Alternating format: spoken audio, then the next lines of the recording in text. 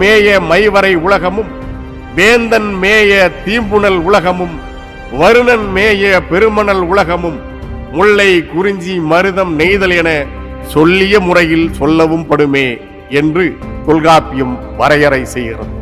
கிபி 19ஆம் நூற்றாண்டில் சிவசுப்பிரமணிய கவிராயர் தாம் இயற்றிய நாம தீப நிகண்டுவில் வேந்தன், மள்ளர், களமர், உழவர் என்ற அனைவருமே பள்ளர் ஆவார் என்றும் அவர்கள் மருதநில மக்கள் என்றும் கூறியுள்ளார்.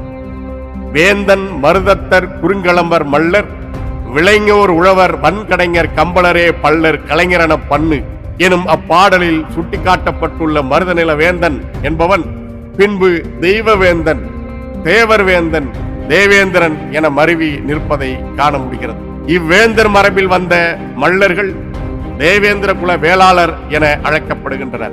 ஈழத்து தமிழறிஞர் ந. சி. கந்தையா பிள்ளை அவர்களும் இம்மக்களை தேவேந்திர குல வேளாளர்கள் என்றே தமது நூல்களில் குறிப்பிட்டுள்ளார். இத்தகைய சிறப்புகள் பெற்ற பள்ளர்குடி பிற்கால பாண்டியர்களின் தொடக்க காலம் முடிய பெரும் செல்வாக்கில் இருந்திருக்கிறது. ஆதலால்தான் கிபி 1258 மேற்கொள்ளப்பட்ட ஒரு தீர்மானத்தை குறிக்கும் கல்வெட்டில் மன்றாடி, உவச்சர், பெரும்பேடர், பாணர், பறையர், பறைமுதலி, சக்கிலி, இருளர் ஆகிய பல்வகை குடிகளின் பெயர்கள் காணப்படுகையில் மள்ளர் அல்லது பள்ளர் என்று காணப்படவில்லை.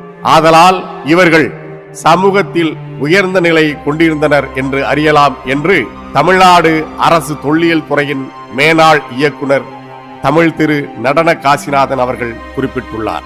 மூவேந்தர்களின் காலம் முடிவுக்கு வந்த பிறகு பெரும் நிலக்கிழார்களாக இருந்த பழம் தமிழரான தேவேந்திர குல வேளாளர்கள் ஆந்திராவில் இருந்தும்